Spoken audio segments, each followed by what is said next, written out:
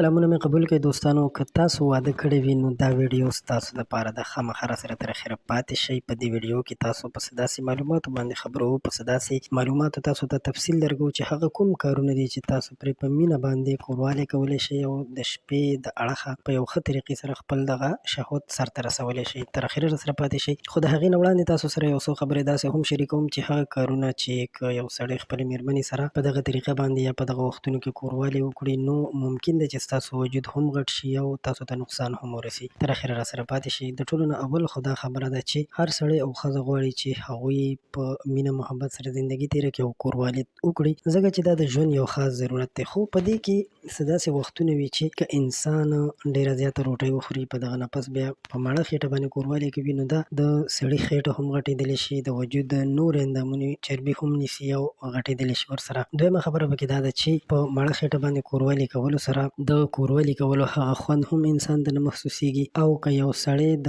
واده نه سمدس پس داسې خوراکونه شروع کړي چې هغه غوړ خوراکونه وي یا بازاري خوراکونه وي، ځکه چې دا په هر ځای کې نن سبا کېږي چې یو سړی واده وکړي نو هغه ځان ته بیا داسې قسمه خوراکونه راوړي چې هغه یې مخکې نه وي کړی، یا اکثر ښځې ته بازار ته چکر ورکوي، هوټل ته چکر ورکوي. نو په دغه دوران کې هم چې اچانک داسې خوراکونه شروع کړي نو دغه خوراکونه بیا انسان ته تکلیف رسوي، د کلسترول او چربۍ مسایل پیدا کولی شي. نو پکار ده چې که یو سړی غواړي چې هغه په ښه طریقې سره خپل دغه زندګي تېره کړي، خپل دغه شهوت سرته ورسوي، نو پکار ده چې د هرې خېټې سره کوروالی وکړي، یعنې خوراک ډېر کم وکړي او په کم خوراک سره هغه بیا کوروالی وکړي. او که یا کوروالی ته یې زړه کېږي نو د شپې د اړخه پکار ده چې هغه ډېر لږ خوراک وکړي او بیا د شپې په اخري حصه کې کوروالی وکړي، نو دا هم ډېر فایده مند دي. نو امید لرم ستاسو به دا معلومات خوښ شوي وي.